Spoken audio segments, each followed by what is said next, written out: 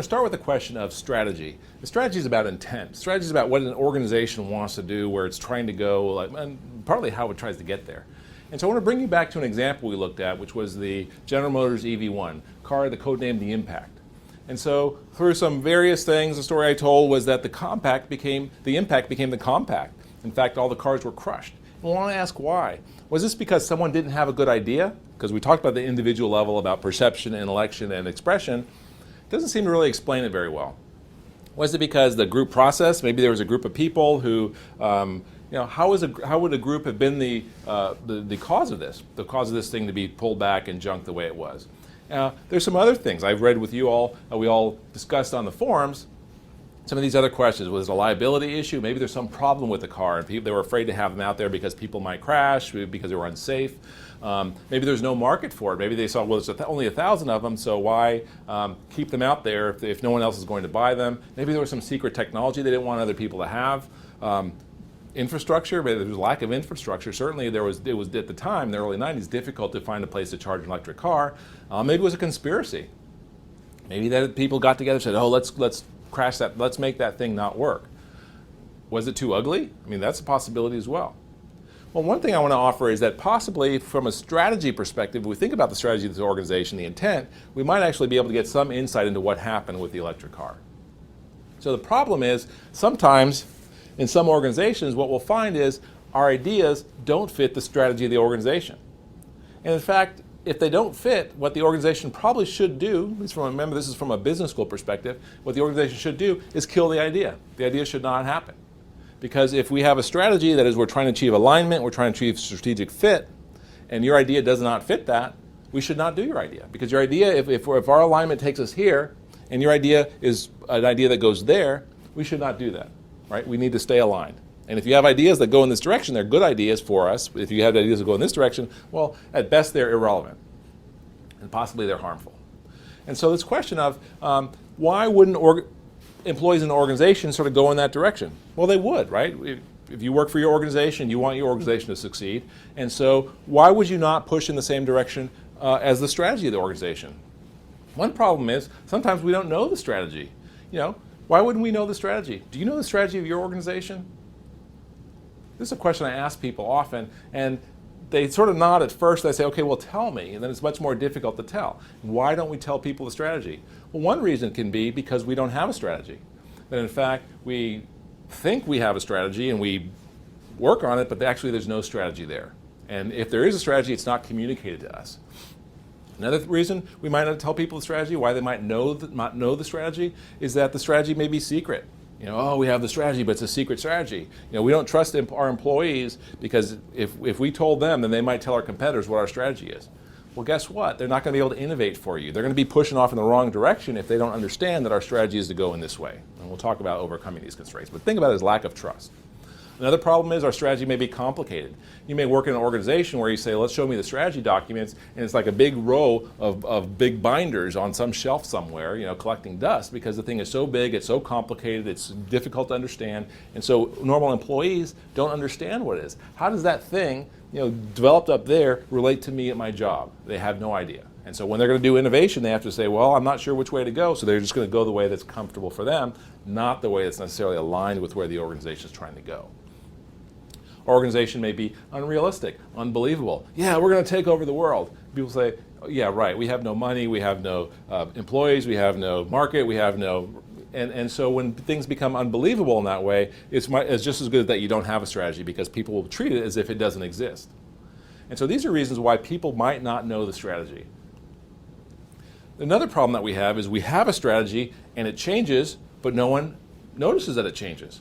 So in fact, that we may say, here's the way we're going to go off, we're going to go do this thing, and somehow something changes in the world that doesn't meet our strategy anymore. The world changes around us. Our competition doesn't behave as the way we predicted. Right? So sometimes our competition, we think they're going to go this way, then they go that way, and our strategy has to change. Our strategy may no longer be valid for what was happened before, but we don't update our strategy often enough to be able to address these needs. We have problems where a strategy may require all the resources that we have, that we don't have extra resources to do innovation with because our strategy requires us to be in lockstep to make sure the things that we do all work. And so why risk something if our strategy requires us to, in order to stay alive as an organization, to do something when we take these experiments that might take us a different way? And so the strategy may be to not put organizational resources at risk. And so this is going to be a problem where we say, well, even small experiments in organizations may be pushed down, may be declined, may be not followed up on because of the risk that they create for organizational resources. Also, innovation may be viewed as not strategic. Maybe our organization is really about being efficient. And so anything that is about efficiency is not about innovation, because first, innovation is about learning, right? There's going to be some wasted time, some time that we spend, remember in the early part of the learning curve, where we're not actually productive, we're not exploiting, we're not producing, we're not doing all that stuff efficiently. And so in organizations where efficiency is the top value, the most important value, then in fact, ideas, innovations that push towards, that ultimately may lead towards efficiency, may at first not be approved because they have to go through a stage of inefficiency before they can become more efficient. We also may have this thing, the idea where your organization is a fast follower model. It may be that your organization's strategy is to not be efficient. It's not to be the lead in something. Maybe some organizations don't want to be the first one out. Maybe you're much better at copying or doing something that when someone else has done it, making it better than you are at being the first organization in there. So let's think about some of the strategic trade-offs that you have to make. Well, you have these issues of, in an organization, people in the organization there have to decide, you make this proposition for change, this innovation, and what's the likely reward of that? We have these risk-reward trade-offs. We have to sort of decide if it fails, how much have we spent? If it succeeds, what's the return on the failure? And in some organizations, there's not a very good language, not a very good set of discussions that take place around these trade-offs and how it is we're going to make these trade-offs on a systematic basis in an organization. Let me say that differently. In some organizations, if you don't have the kind of language that's required to make these have these discussions inside, to make the decisions on these bases inside, you're not going to have good decision making around it. Someone's going to say, it's too risky, and then the project will be killed, even though risk is a relative term, even though we haven't explained what do we mean by risk. We have another issue of the time investment required, that people, time, how much people, capital, and when we think of capital and resources, let's think of financial capital, social capital, all those things that we may need those for our strategy. We may need to be able to use that stuff for our strategy, and if it's tied up in some innovation somewhere, innovation that's not yet producing, this can be problematic. So you have a great idea for your organization, it just requires a lot of investment, and maybe your organizational strategy is not to make those kind of investments until the time is there, that you're mature. Also, and some of you noted this in the discussion forums, this idea of time horizons. What's the long-term payoff? What's the short-term payoff? Is there a window of opportunity? Like, what do we have to think about in order to know that we're going to get there, that the time that we're going to spend working on the innovation is actually worthwhile, that at the end we actually get to something meaningful. So, strategy constraints. So I've just talked about all these strategy constraints, and now what we'd like to think about is, how do I overcome those? What are the things I can do in my organization to overcome strategy constraints? Both as a leader, so I may be a leader in an organization, an executive or a manager in an organization, but also as a follower, a person inside the organization. What can I do to help our organization overcome these kinds of constraints? Well, the first thing to think about is alignment, that we need people aligned, that the organization strategy is to go in one direction, and that people need to understand that's where we're going. Because if they know that's where we're going, then they are able to help. They're able to guide their innovative, their creative urges in that direction.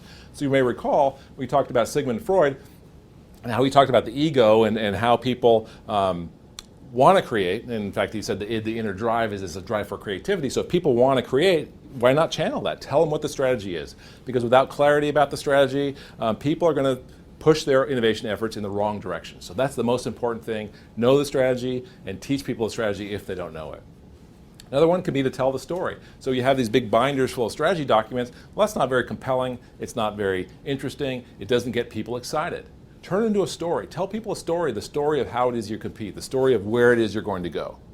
There's a great story, if you get a chance to see it, I believe it's a video that's floating around on the history of Nissan. And it's a really good story about how they created these cars, these certain particular cars, and how they hit this adversity and then how they're going to move forward. And inside of Nissan, the story has a lot of power. The story actually tells people what it is they should do, how it is they should do it, when they should be worried, and when they shouldn't be worried. And most importantly, what kinds of innovations are meaningful innovations for them. Another thing we need to do is we need to trust the doers. There are people in organizations who do things, and they're competent, and we need to empower them, and we need to give them the trust, give them the ability to get stuff done, new stuff done. Because people in your organization, they probably want to help. They wouldn't be working there if they didn't want to help, for the most part. And so those kind of people, the ones who are actually doing stuff, we need to trust them. We need to help them move along in their change efforts, in their innovation efforts inside the organization. Another thing is to have an understanding of what risks are, what are the different kinds of risks. Initiatives that look good to people in one part of the organization may not look good to people in another part of the organization. What this requires then is for us to have a shared understanding of what we mean by risk, what we mean by acceptable risk. We need to be able to take other people's perspectives. In the project, for you in the project track, when I ask you who are the stakeholders, this is what I'm talking about. These stakeholders may look at the problem differently than you do, or look at your potential solution differently and say, wow, that looks really risky. I don't want to do that. And so we have to understand why they think it would be risky. What do they mean by risky? What do they mean by too risky? What do they mean by not risky enough? And that's the important thing, is understanding and having a language for talking about risk. We're going to talk about some of these things. I have some exercise to help that in the project track. Also, there are going to be some hidden stakeholders. And there's some people in organizations, especially in big, complicated organizations, they're in a position to say no, but they're not in a position to say yes. That is, they can stop you from moving forward. They can't help you move forward, but they can certainly stop you from moving forward. We need to identify those people early, find them, and figure out how are they viewing our innovation? How are they perceiving this thing? How can we then get in front of them, get before them in a way that we can actually get the yes before they have a chance to say no? Or at least get them to withhold their judgment long enough that we can explain to them, here's what we're trying to do, here's why it makes sense to me, and here's why I perceive this to have an appropriate amount of risk for what we're trying to do in our organization, given our strategy. Next, we're going to talk about structural constraints in organizations.